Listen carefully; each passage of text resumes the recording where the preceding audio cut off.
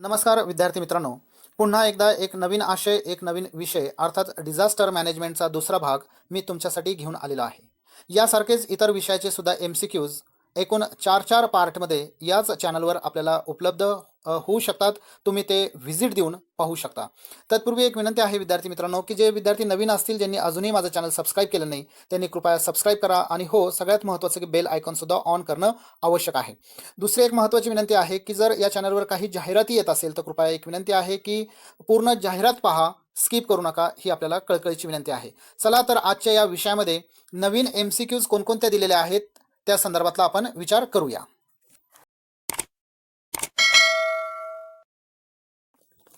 यामध्ये सगळ्यात अगोदर एक प्रश्न दिलेला आहे विद्यार्थी मित्रांनो, ते तुम्ही पाहू शकता.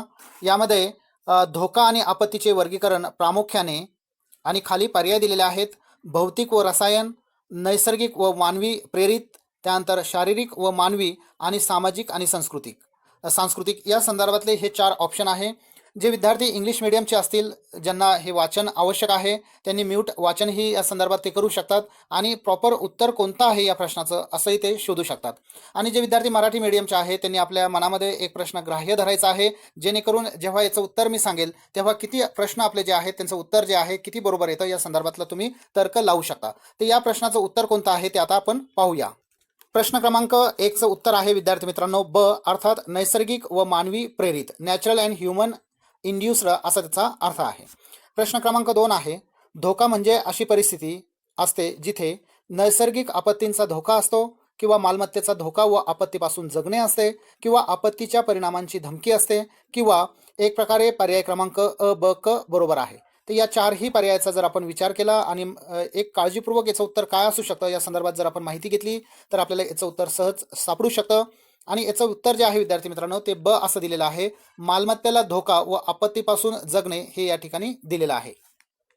यानंतर प्रश्न क्रमांक 3 आहे, मानवनिर्मित आपत्तीचे उदाहरण म्हणजे the typical exam of manmade disaster are कोणकोणते आहेत? रासायनिक स्फोट, विषारी कचऱ्याची गळती, युद्ध व गृहयुद्ध. पर्याय अ, ब, क बरोबर आहे. हे 4ही पर्यायापैकी जे उत्तर प्रश्नांचं उत्तर बरोबर असेल ते उत्तर तुम्हाला या ठिकाणी सांगणं अपेक्षित आहे. आणि प्रश्न क्रमांक 4चं जे उत्तर आहे विद्यार्थी मित्रांनो ते ड असं दिलेलं आहे.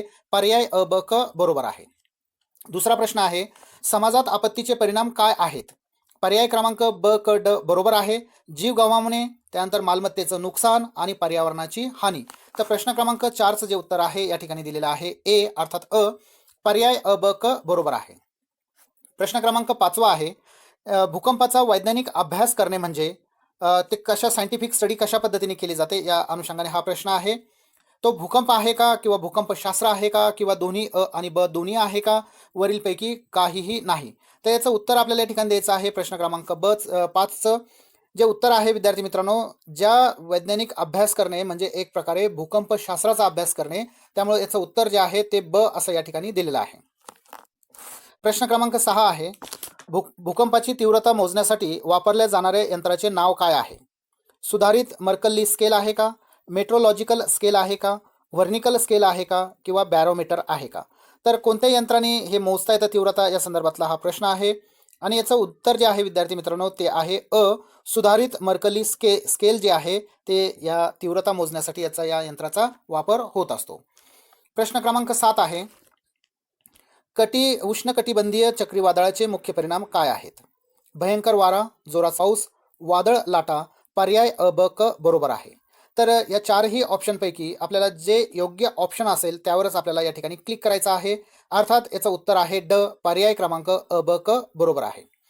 प्रश्न क्रमांक 8 आहे, मानवनिर्मित पुरांचे कारणे कोणती आहे? पर्याय क्रमांक ब, क, ड बरोबर आहे का? जंगलतोड आहे का, गाळ आहे का किंवा धरण फुटणे हे आहे का? तर जंगलतोड ही आहे, गाळ ही आहे, त्यानंतर धरण फुटणे ही आहे. तर पर्याय क्रमांक पहिला जो आहे त्या ठिकाणी ड झालेला आहे ॲक्च्युली. पर्याय क्रमांक अ जे आहे सुरुवातीचा फर्स्ट पर्याय अ, ब, क, ड हे त्याचं ऑप्शन या ठिकाणी बरोबर आहे. ऑप्शन मागे पुढे झालेले आहे त्यामुळे तुम्ही वाचू शकता, परंतु पर्याय क्रमांक 1 जे आहे हे उत्तर त्याचं बरोबर आहे. त्यानंतर प्रश्न क्रमांक 9 आहे, सामूहिक व्यक्तीची हानी म्हणजे आजार चा उल्लेख होतो. जैविक आपत्ती, औद्योगिक आपत्ती, युद्ध आपत्ती किंवा पूर आपत्ती. तर यापैकी सुद्धा आपल्याला प्रॉपर उत्तर या ठिकाणी शोधायचं आहे. प्रश्न क्रमांक 9चं जे उत्तर आहे ते या ठिकाणी दिलेलं आहे अर्थात जैविक आपत्ती. प्रश्न क्रमांक 10 आहे, आपत्ती निवारणात कोणत्या घटकाची भूमिका महत्त्वाची आहे? पोलीस, माध्यमे, सरकारी अधिकारी, सार्वजनिक घटक. ॲक्च्युली जर पाहिलं तर सगळेच घटक महत्त्वपूर्ण आहे, परंतु या ठिकाणी आपत्ती निवारण्यासाठी विचारलेलं आहे कोणत्या घटकाची भूमिका महत्त्वाची आहे. तर याचं उत्तर जे आहे विद्यार्थी मित्रांनो ते ब असं आहे, माध्यमे. कारण माध्यमाद्वारेच योग्य माहिती प्रचार आणि प्रसारणाचं काम जे आहे ते या ठिकाणी होत असतं. त्यामुळं विश्वासार्हता म्हणून कोणती माहिती स्वीकारायची या संदर्भातलं माध्यमे जे आहेत ती महत्त्वाची भूमिका या ठिकाणी बजावत असतात. प्रश्न क्रमांक 11 आहे, आपत्तीच्या पातळीवर तयारीसाठी कोणते महत्त्वाचे उपाय केले जाऊ शकतात असं या ठिकाणी विचारलेलं आहे. जागरूकता वाढली पाहिजे हे महत्त्वाचं आहे का? वेळेवर चेतावणी देण्याची तरतूद असली पाहिजे हे आहे का? जमीन वापराचे नियोजन या संदर्भात हे आहे का? किंवा पर्याय अ, ब, क बरोबर आहे या अनुषंगाने हा प्रश्न विचारलेला आहे. प्रश्न क्रमांक 11 आपल्याला पुन्हा एकदा वाचायचा आहे जेणेकरून तुम्हाला मायन्यूट त्या ठिकाणी विचार करता येऊ शकतो. तर प्रश्न क्रमांक 11चं जे उत्तर आहे विद्यार्थी मित्रांनो ते ड असं दिलेलं आहे की जागरूकताही वाढली पाहिजे, वेळेवर चेतावणीही दिली पाहिजे. चेतावणी याचा अर्थ सूचना आहे. आणि जमीन वापराचे नियोजन जे आहे जे उपलब्ध आहे त्या संदर्भातलं नियोजन सुद्धा करणं महत्त्वाचं आहे. म्हणून पर्याय क्रमांक 11चं जे उत्तर आहे ते ड असं दिलेलं आहे. प्रश्न क्रमांक 12 आहे, भूकंपातील घटना नोंदवण्यासाठी कोणते साधन वापरले जाते? घटना नोंदवण्यासाठी कोणते साधन वापरले जातं असं या ठिकाणी विचारलेलं आहे. या ठिकाणी रिक्टर स्केल आहे का? त्यानंतर भूकंपशास्त्र आहे का? भूकंप मापन आहे का? आणि वरीलपैकी काहीही नाही. आता रिक्टर स्केल हे जे आहे ते एकक या ठिकाणी असू शकतं विद्यार्थी मित्रांनो. त्यामुळे पर्याय क्रमांक 12 जो आहे त्याचं उत्तर या ठिकाणी क असं दिलेलं आहे. भूकंप मापन जे आहे तर हे साधन भूकंपातील घटना नोंदवण्यासाठी या ठिकाणी केल्या जात असतं. प्रश्न क्रमांक 13 आहे, भारतात कोणत्या प्रकारची आपत्ती सर्वाधिक प्रख्यात आहे? पूर आहे का? दुष्काळ आहे का? वादळ आहे का? भूकंप आहे का?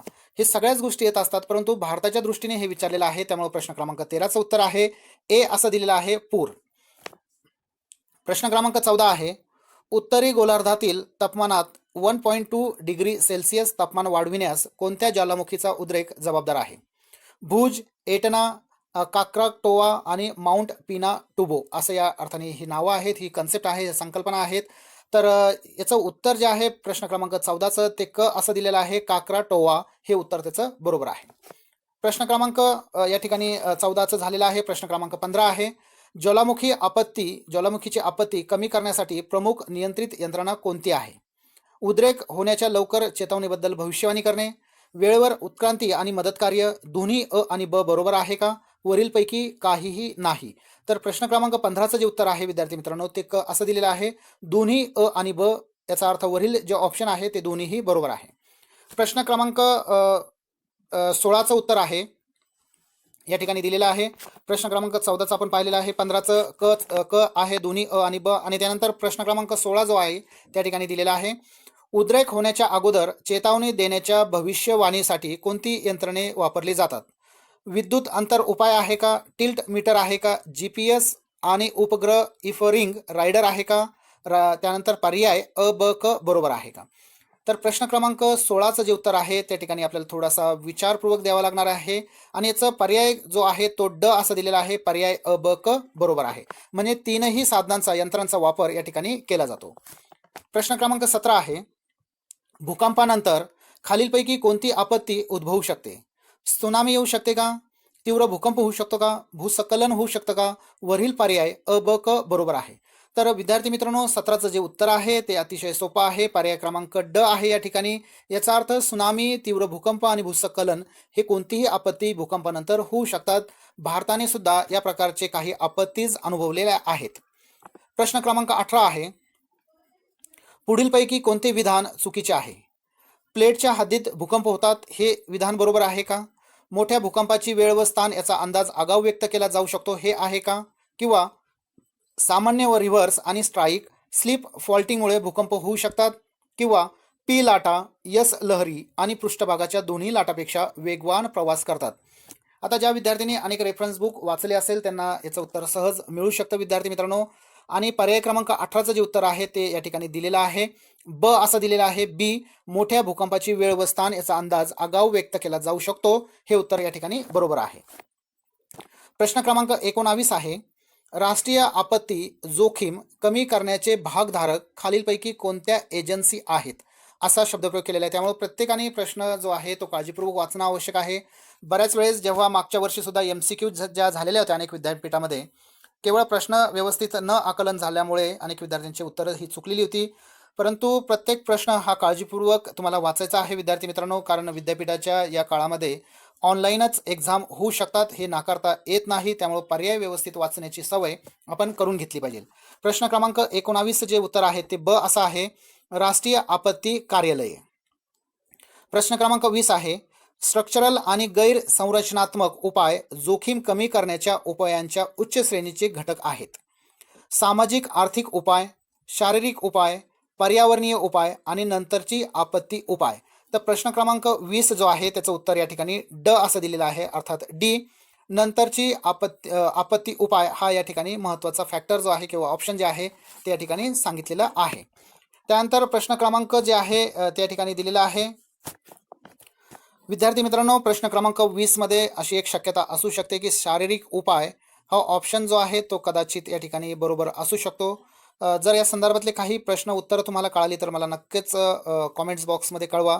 माझ्या माहितीप्रमाणे शारीरिक उपाय हा जोखीम करण्याच्या उच्च श्रेणीतला हा एक घटक असू शकतो. नंतरची आपत्तीचा उपाय हा तर होणारच आहे, परंतु सर्वप्रथम जे आहे रचनात्मक बाब जी आहे कदाचित ही शारीरिक उपाय या ठिकाणी असू शकतो. तर ज्यांना याचं उत्तर सापडलेलं आहे त्यांनी नक्कीच कॉमेंट्स बॉक्समध्ये मला कळवू शकता.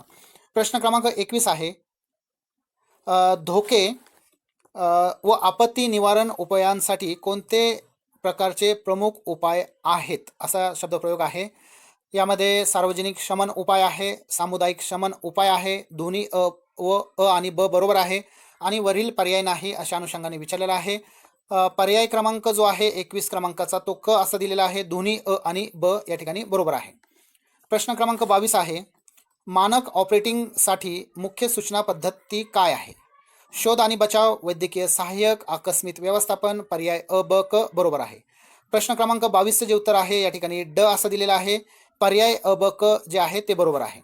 प्रश्न क्रमांक 23 आहे, कोणत्याही नैसर्गिक किंवा मानवनिर्मित आपत्तीसाठी पावले उचलणे आवश्यक आहे? योग्य इमारत बांधकाम, एक सुनियोजित असे, भागधारकांचे किंवा जे पार्टिसिपेट होणार आहे त्यांची जागरूकता आणि वरील पर्याय अ ब क बरोबर आहे. तर प्रश्न क्रमांक 23 जो आहे त्याचं उत्तर या ठिकाणी ड असं दिलेलं आहे विद्यार्थी मित्रांनो, ते तुम्ही पाहू शकता. त्यानंतर प्रश्न क्रमांक 24 आहे, जास्त गर्दीशी संबंधित मुख्य धोका काय असतो? याच्यामध्ये अतिसार रोग वाढ हे आहे का? डास प्रजनन स्थळांचा प्रसार हे आहे का?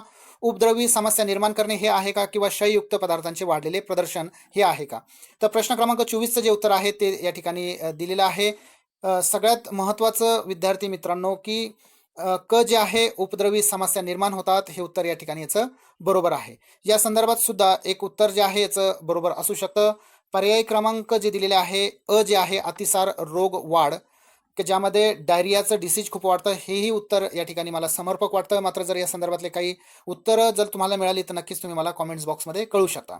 त्यानंतर प्रश्न क्रमांक 25 आहे, जवळच्या प्रभावित शहरी भागातील लोकांना रिसेट करणे.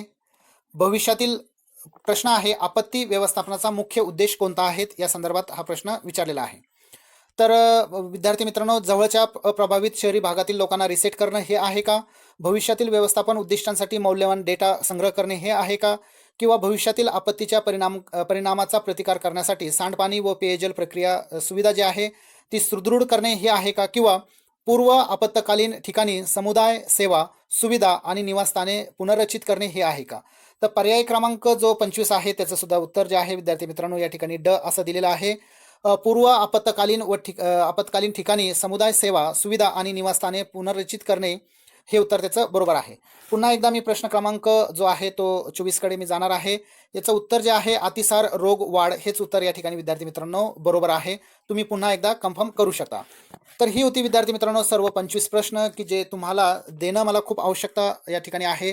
कारण येणाऱ्या काळामध्ये या संदर्भातले काही प्रश्न MQCच्या आधारे येऊ शकतात. त्यामुळं तुम्ही वारंवार जर याचा अभ्यास केला, वारंवार जर हे वाचले तर तुम्हाला नक्कीच याचा फायदा होऊ शकतो. मी पुन्हा एकदा नवीन जो पार्ट आहे तिसरा तो मी घेऊन येणार आहे.